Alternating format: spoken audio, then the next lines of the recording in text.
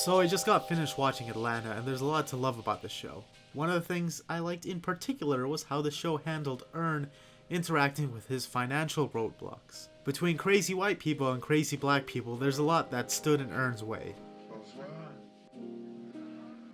And a lot of these problems that Earn faces are culturally specific ones, but a lot of them are universal, such as the one Earn faces in episode 4, the Streisand effect. Earn's storyline runs like this. Earn needs some money. Earn decides to trade in his phone for some quick cash. Yeah, what's up? Yeah, I got this phone. It's new. I want to see how much I can get for it. As Earn is about to trade in his phone, Darius tells Earn, Get this sword. Why? You can trade up on it. Earn gets the sword. Darius proceeds to trade the katana for a dog, then takes said dog to a breeder wool. To take that cane corso and breed it with this other cane corso, they're gonna have cane corso puppies. They're gonna sell them pups for $2K each. You could have. Man, you about to come up off that phone, bro. But Earn is salty because he needs that cash today because he's poor. Darius is low-key hurt because he thought he was doing his friend a real solid, but he understands where Earn is coming from, so he gives Earn his phone so that Earn can get the quick cash he needs. Here, trade this in.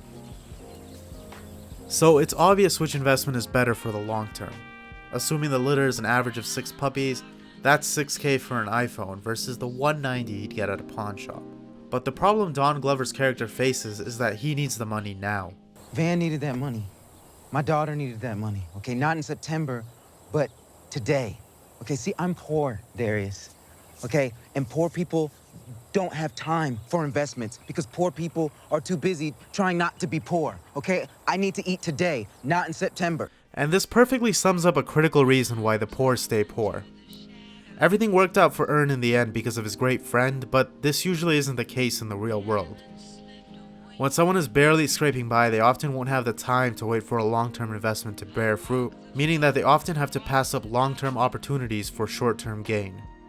The real world's examples of this are endless. Being able to go to college, being able to take an unpaid internship, etc. are all examples of long-term investments that poor people often have to pass up just to get by.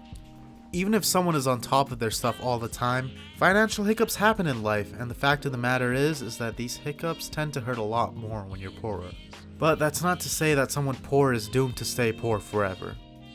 Based on the ending of the show, it seems that Atlanta is trying to show that, with a lot of hard work and a stroke of serendipity, it's possible to make financial progress no matter who you are. But conversely, I think Atlanta is trying to show that oftentimes, these steps aren't as simple as they may seem.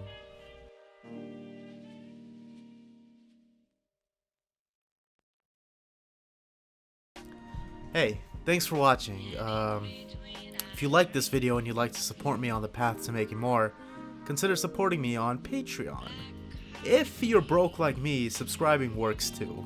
Alright, I guess I'll see you next time.